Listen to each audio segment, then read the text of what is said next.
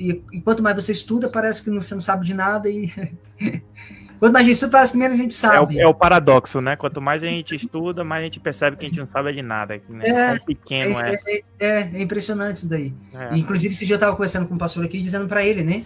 Eu dizia para ele, rapaz, é incrível, porque eu tenho que estar sempre lendo, sempre meditando, porque parece que tudo que eu estudo, parece que eu acabo esquecendo. Parece que a gente estuda, mas daqui a pouco foi embora. Aí você tem que voltar e ler de novo. E a parte boa disso é que quanto mais você lê, parece que você lê a mesma coisa 2, 3 vezes e você, peraí.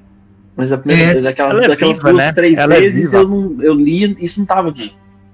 Isso é mesmo. Isso aqui não estava aqui antes.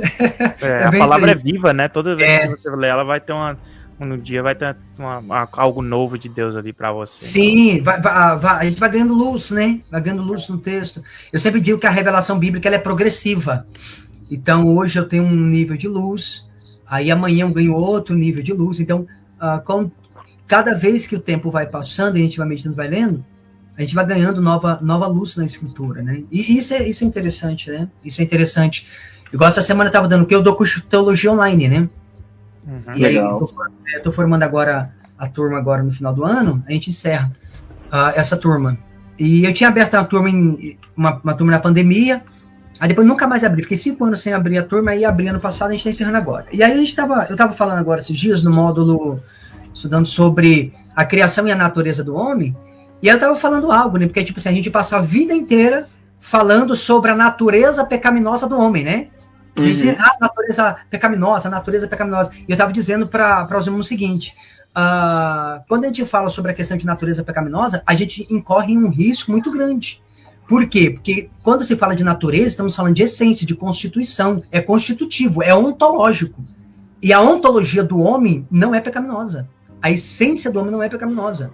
Então não existe, né, a gente dizer que a minha natureza é uma natureza pecaminosa. Nós estamos em uma condição de pecado, mas a natureza do homem continua sendo espírito, alma e corpo. O homem ele entrou em uma condição de pecado, mas a ontologia dele não. Ele continua sendo o homem criado à imagem e semelhança de Deus. Depois da queda ele entrou numa condição adâmica, mas ontologicamente natureza, a constituição do homem continua sendo espírito, alma, corpo e a imagem e semelhança de Deus. Isso não mudou. Então, o homem não tem uma natureza de pecado. Ele tem uma condição de pecado. E é diferente, porque às vezes a gente passa a vida toda falando sobre natureza pecaminosa, a gente vai crendo nisso, né? Só que quando você para poder pensar, você percebe que não faz sentido. Então, assim, a Bíblia, cada dia que passa, a gente vai ganhando luz no texto. Faz sentido, porque a gente veio de Deus, né? E a gente vai voltar para ele. Então, se a gente veio de lá, nossa natureza não pode ser pecaminosa. Exatamente. O Criador foi Deus, né? Exatamente. Ele fez tudo, antes mesmo de tudo, ele já tinha planejado, ele já tinha criado, né? Então, exatamente. Se a gente já estava ali, a nossa natureza é aquela ali. Exatamente. E aí a gente vê isso lá em Gênesis 5, porque se você ler ali, por exemplo, Gênesis 5, você percebe duas coisas. No capítulo 5, verso de número 1, salvo engano, a Bíblia vai dizer que o Adão, tanto o homem quanto a mulher, é chamado de Adão, né? Tanto o homem quanto a mulher é chamado de Adão, porque Adão significa comunidade. No verso 1 de Gênesis 5 diz que Deus criou o homem à semelhança de Deus. Só que quando você lê o verso 3, você percebe que Adão vai viver 130 anos e gera um filho, a sua semelhança, conforme a sua imagem. Então percebe como agora? Ele, por causa da condição de pecado dele, ele vai migrar. A sua condição não é mais a imagem e semelhança de Deus. É agora a imagem e semelhança do homem caído. Por isso da necessidade de Jesus Cristo. É a única forma da imagem do homem ser restaurado. Inclusive, e você sabe qual é a diferença? A diferença da a gente ser imagem e semelhança de Deus e depois o filho de Adão ser a imagem e semelhança do homem? Porque quando Adão foi feito, ele foi feito em 3. Corpo, mente e espírito. Uhum. Né? Que é a nossa alma. Só que quando ele cai, o que ele perde? O espírito.